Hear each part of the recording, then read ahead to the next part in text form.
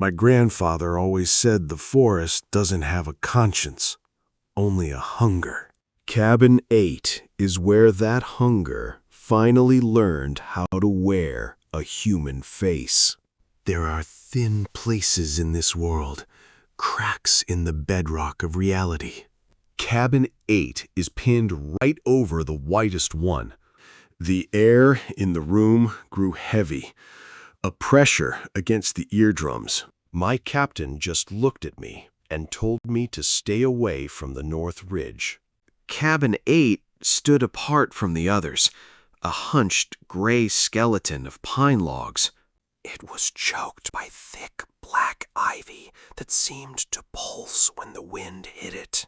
I remember the smell first, a cloying, sweet rot mixed with the sharp tang of copper. I felt like an intruder in a house that was actively breathing. I found his pack in the corner, sitting atop a pile of salt poured into a perfect circle. That should have been my first morning. That's when I heard the sound, the soft, rhythmic rustle of a page turning. I pushed the door open and saw him sitting on the floor, staring at the wall. He was whispering a low, melodic hum that sounded like wind through dry bones. When he turned to face me, I knew he wasn't Elias anymore. That was the moment the shadow detached itself from the wall. It was a physical manifestation of darkness, a silhouette that had depth and weight. I ran, and I didn't stop until I hit the paved road 5 miles away. My lungs burned, my legs were shredded by briars, and I was weeping like a child. When I finally reached my truck, I saw it. In the reflection of my side mirror, there was a faint, distorted ripple in the air behind my seat. It was a shadow that didn't move when I moved. It followed me back to the station. It followed me into my home. Every night, I would wake up to the sound of that same page turning. I started to lose time, waking up in the middle of the forest, miles from where I had laid down.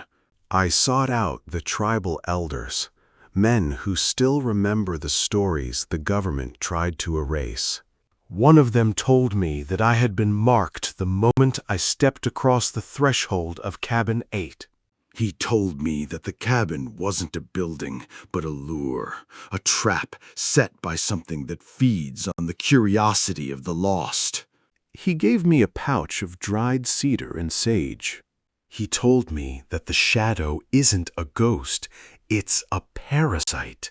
He said the shadow only gains power when you acknowledge it, when you fear it, when you let it become a part of your narrative.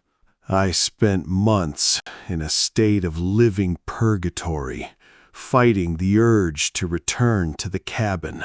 The shadow would whisper to me, telling me that I was incomplete without it. I realized then that the previous rangers hadn't disappeared.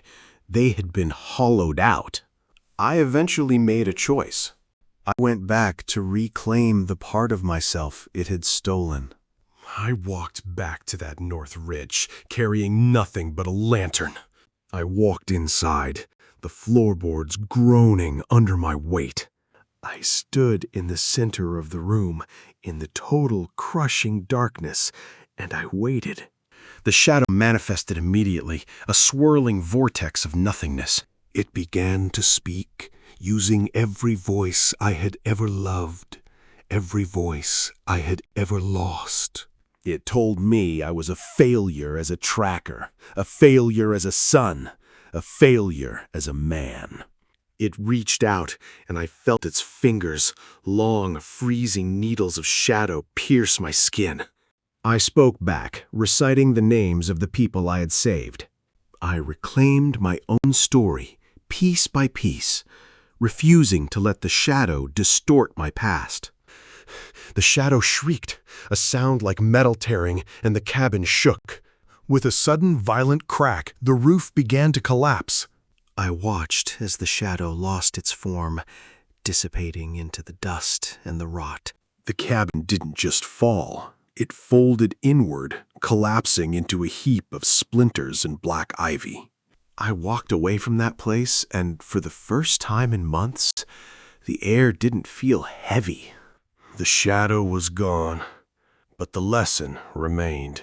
The wilderness is not a playground, and it is certainly not a place to seek answers to your own existential dread. There are things in these mountains that wait for the lonely, the curious, and the arrogant. They know exactly how to mimic the sounds of your life, how to weave your own memories into a noose. You never know if you're the one doing the hunting or if you've already stepped into a place where you are the prey. If you ever find yourself in these woods and you see a cabin that looks like it's been forgotten by time, turn around. Because the shadow doesn't just want your life, it wants your history. My grandfather was right. The forest has no conscience. It's a vast, indifferent machine of life and death, and we are just small, fragile things passing through its gears. And for the love of everything you hold dear, never, ever answer when the woods call your name. The shadow is always there, lurking in the corners of your own mind, waiting for you to offer it an invitation. Keep your secret, keep your truth, and keep moving toward the light. And remember, the shadow that follows you home doesn't start in the woods. It starts the moment you stop believing that you are the one in control of your own path. I am an old man now, and my time is short, but the warning remains the same. Don't go looking for the truth in the deep woods. Some truths are meant to stay buried, and some doors are meant to stay shut. You are never truly alone out there, and that is exactly why you should stay away. My grandfather always told me that the forest doesn't have a conscience, only a hunger. And Cabin 8 is where that hunger finally learned how to wear a human face. I spent 42 years chasing things that shouldn't exist. Looking back, I realized I was just a kid with a badge, thinking I could solve the unsolvable. The air in the station grew heavy that day, like a storm was coming, but the sky was clear. It wasn't just silence, it was a waiting. Cabin 8 stood apart from the rest, a gray skeleton of logs. The ivy covering it seemed to pulse, like it was breathing with the wind. It smelled like rot and old copper, not like the woods at all. I felt like an intruder in a house that was actively breathing. His pack was there, sitting on a perfect circle of salt. That should have been my first warning to turn around. Then I heard it, the sound of a page turning in the back room. My heart was hammering against my ribs like a trapped bird. He was just sitting there, staring at the wall, his head tilted all wrong. He didn't even know I was there, just kept whispering in that strange, hollow voice. When he turned, his eyes were gone, just smooth skin where they should have been. He said my name in my mother's voice, and that's when the shadow moved. I ran until my lungs burned and my legs were shredded. I thought I was safe, but I saw it in the mirror, waiting for me. It followed me home and sat in the corner of my room for weeks. I'd wake up in the woods, covered in that same black, oily residue. I went to the elders, but they wouldn't even look at me. One of them, a man with skin like leather, finally told me the truth. He said I was marked the moment I stepped into that cabin. It wasn't just a building. It was a trap for the curious. He gave me a pouch of cedar and sage to help me. He told me the shadow isn't a ghost. It's a parasite. It takes the shape of your regrets, and feeds on your will. If I wanted to be free, I had to stop running. I spent months in a living hell, fighting the urge to go back. The shadow kept whispering, telling me I was incomplete without it. It played my mother's voice, trying to lure me back into the dark. I realized the cabin wasn't condemned because it was falling apart. The rangers who came before me hadn't just disappeared. They had been hollowed out, becoming vessels for the shadow. I finally made a choice. I didn't go back to destroy it, but to take back what it stole. I walked to the north ridge with nothing but a lantern. The woods felt different this time. They were watching me, waiting for me to make a move. Cabin 8 stood there, looking even worse than before. I stepped inside, and the floorboards groaned under my feet. The air smelled like lilies and copper again. I stood in the dark and waited.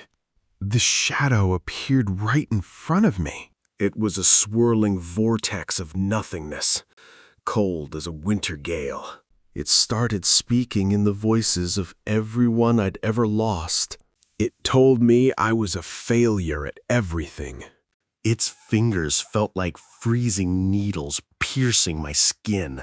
But this time, I didn't flinch. I didn't use any magic. I just started saying the names of the people I'd saved. I was taking my story back, one name at a time. It wasn't a physical fight. It was a battle of wills that felt like it lasted for years. The shadow shrieked, and the whole cabin started to groan. Then, with a violent crack, the roof started to cave in. I didn't run, even though my gut told me to get out. I stood my ground, watching the shadow finally lose its shape. The shadow just faded away into the dust. The whole cabin folded in on itself, turning into a pile of junk. When the dust settled, the woods were finally quiet again. I walked away, and for the first time, the air felt light. The shadow was gone, but I knew I'd never forget the lesson. The woods aren't a playground for your own problems. There are things in these mountains waiting for the lonely. They know how to use your own memories against you. You might think you're finding something, but you gotta be careful. I don't go near the North Ridge anymore. I don't even look at that part of the map. I've learned there are boundaries even a tracker shouldn't cross.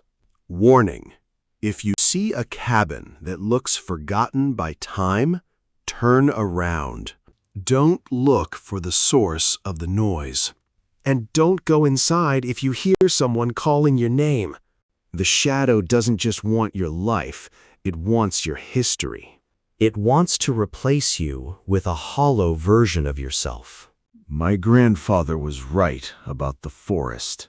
The forest has no conscience, only a hunger. Cabin 8 is where that hunger learned to wear a human face. Stay on the paths and never answer when the woods call your name. I've seen what happens when you get caught in the gears of this forest.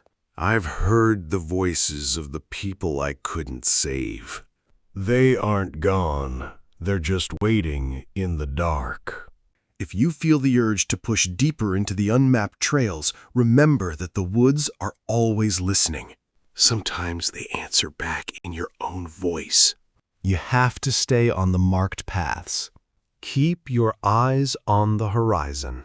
For the love of everything you hold dear, never ever answer when the woods call your name. The shadow is always there, lurking in the corners of your own mind. Do not give it the chance. Keep your secret, keep your truth, and keep moving toward the light. The forest is waiting. But you don't have to be the next thing it consumes. The next time you feel that sudden chill, that unexplained hesitation in your step, know that you are closer to the edge than you think. And remember, the shadow that follows you home doesn't start in the woods. It starts the moment you stop believing that you are the one in control of your own path. My life has been a long, weary walk through the dark, and I am still haunted by the things I couldn't stop. I am an old man now, and my time is short, but the warning remains the same. The woods are beautiful, yes, but beauty is often just a mask worn by the ancient hungry things that dwell in the unseen corners of the world. Don't go looking for the truth in the deep woods. Some truths are meant to stay buried, and some doors are meant to stay shut. You are never truly alone out there. And that is exactly why you should stay away. My grandfather always told me that the forest doesn't have a conscience, only a hunger. Cabin 8 is where that hunger finally learned how to wear a human face. The forest is waiting, but you don't have to be the next thing it consumes. Stay away from the deep woods and keep your own story safe from the shadow that waits in the dark. I've walked these woods for decades, but this path feels different now, like the trees are watching me leave. I keep this coin to stay grounded. It reminds me of who I am and what I've managed to survive. The wind always sounds like voices out here. It's just the pines playing tricks. I'm not gonna let it get to me. These trees have seen too much. They've got a way of twisting the light. I just keep my eyes on the trail. Did you hear that? Just a branch, probably. But it feels like something's waiting. Don't panic. That's what it wants. Keep your head clear. Just keep moving forward. Finally, some open space. The air feels different here. I can breathe again. Look at those stars. Makes you feel pretty small, doesn't it? But at least I'm still here. I'm not running anymore. I've got my own story now. And I'm gonna keep writing this. The woods are always waiting.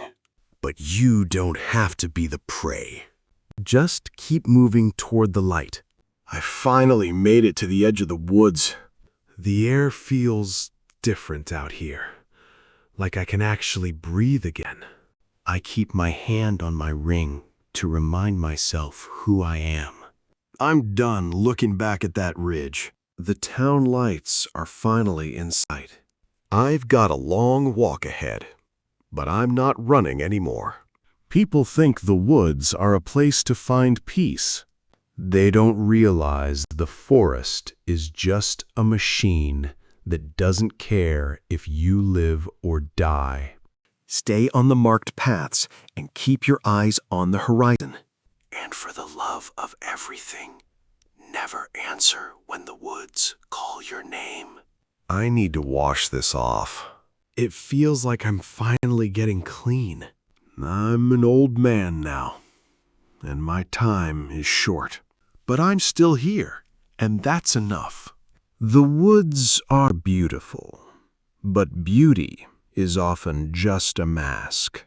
I'm just gonna keep moving toward the light. Finally, back on the pavement.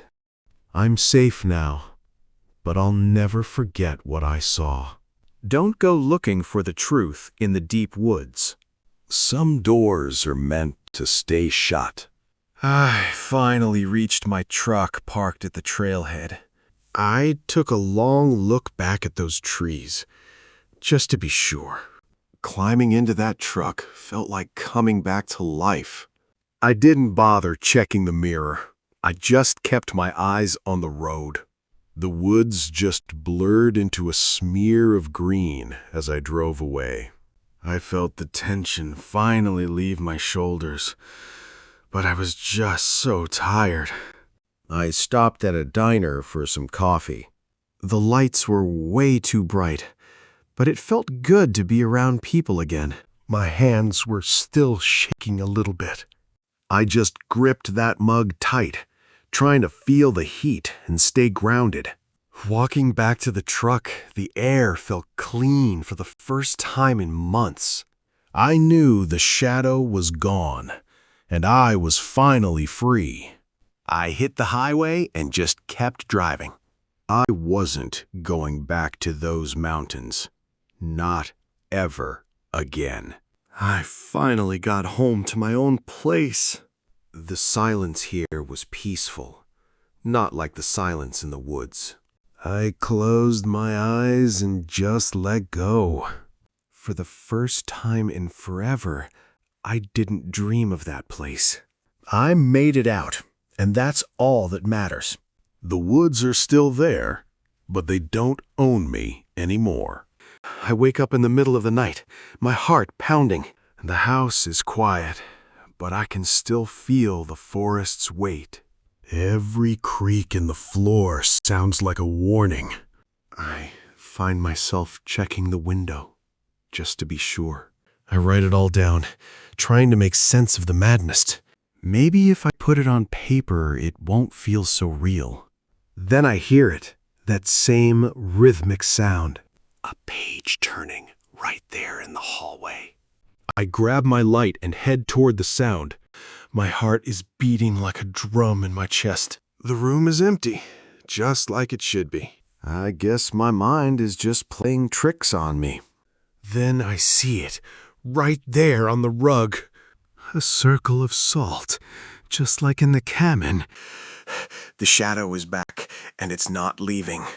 It's detaching itself from the wall, right in front of me. I'm not running this time. I'm done being afraid of what's in the dark. I start to tell my own story, piece by piece. The shadow screams, but I don't stop. I'm not afraid of you anymore. I've brought too many people home to let you take me now. It's over. You don't get to feed on me. The air feels different now. It's finally quiet. The woods are still out there. They're always gonna be waiting. Stay on the path. Don't ever look back. I think I can finally sleep now. It's over. Just the wind. Nothing else. Grandpa was right. The forest doesn't have a conscience. I'm still here, and that's enough. Stay on the path. Don't look bad. The morning light hits the floor, but the shadows still feel long.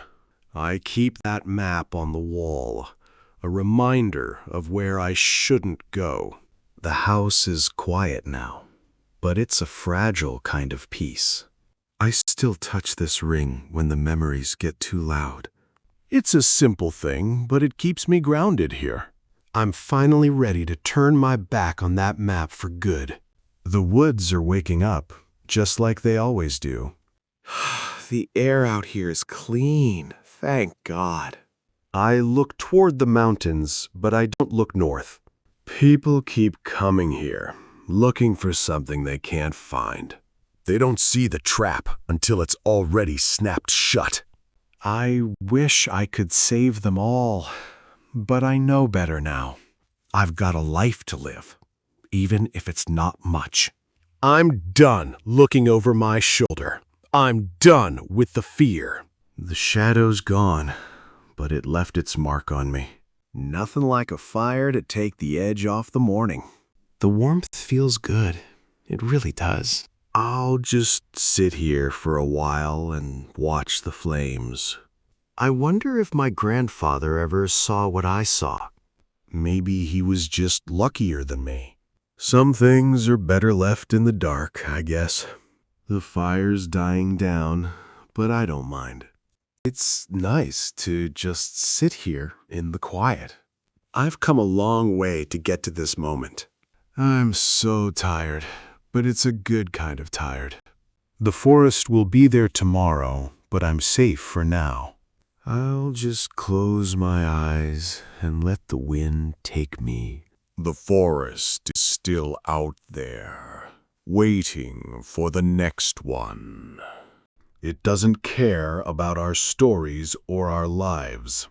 It just waits, and it always will. The forest floor is a tapestry of decaying leaves and twisted roots. I walk the perimeter of the north ridge, my boots sinking into the soft, damp earth. The silence here is heavy, a physical weight that presses against my chest. I stop near a cluster of pines that look older than the mountains themselves. My hand drifts to the pouch of cedar and sage, a small comfort against the lingering dread. I know this place, and I know that the shadow is just waiting for me to slip up. The wind picks up, carrying the faint, metallic scent of copper. It's a warning. A ghost of the past trying to claw its way back into the present.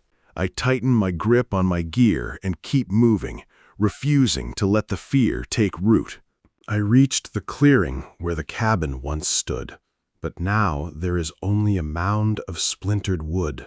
The ground is scarred, a testament to the violence that unfolded here. I stand at the edge of the ruin, feeling the absence of the shadow like a missing tooth. I kneel down and touch the earth, the soil still cold and lifeless. There is no trace of the entity, no lingering whisper of the voices that once haunted me. I take a deep breath, the air finally clear and free of that cloying, sweet rot. I stand up and look toward the mountains, the peaks sharp against the darkening sky. The forest is vast, and I know that my work here is far from over. I am a tracker, and as long as there are people who wander into the dark, I will be here to guide them back. I turn and begin the long walk back to the station, my steps measured and sure. The forest is quiet now, the trees standing like silent sentinels in the fading light. I don't look back, and I don't listen for the voices that used to call my name. The path ahead is clear, a ribbon of dirt winding through the pines. I feel a sense of peace I haven't known in years, a quiet strength that comes from facing the darkness. The woods are beautiful, but I finally understand their true nature. I reach the edge of the forest where the trees thin out and the paved road begins. I stop for a moment, looking back at the mountains one last time. The shadow is gone, but the memory of it will always be a part of me. I walk onto the pavement, the sound of my boots changing from the soft crunch of earth to the hard, rhythmic tap of the road. I am home, and for the first time in a long time, I am truly alone. The forest is waiting, but I am no longer the prey. I sit in my kitchen, the silence finally feeling like my own again. The coffee's cold, but I don't really mind. It's a quiet life, but it's mine, and that's enough. I look at my hands, the map of all the miles I've walked. They aren't shaking anymore, and the anxiety's finally faded. I've spent my life tracking, but I've finally learned how to stop. I pull out my old gear, the canvas jacket heavy with the smell of the woods. I fold it carefully, tucking it away in the back of the closet. It's time to let the past stay in the past. I step out onto the porch, the morning air crisp and clean. The mountains are visible in the distance, their peaks catching the first light. I take a deep breath, and for once, it doesn't feel like a warning. I see a bird take flight, its wings beating against the morning silence. It's a simple thing, with no hidden meaning or intent. I watch it until it disappears into the vastness of the sky. I go back inside and watch the world wake up. The forest is still there, but it's no longer a place I need to fear. It's just the woods, a wild place that'll be here long after I'm gone. I pick up a book, the pages worn and soft. I open it, the sound of the paper a familiar, comforting noise. It's a story about someone else's life, a simple pleasure I've missed. I read for a while, the words flowing like a gentle stream. The house is quiet, with only the sound of pages turning. I feel a sense of belonging I thought I'd lost forever. I close the book and lean back, the day finally settling in. I'm tired, but it's a good kind of tired. I close my eyes and listen to the silence, which isn't a threat anymore. I drift off to sleep, the memory of the cabin finally fading. I'm an old man now, but I'm finally free. The forest is waiting, but I'm not the one who has to answer.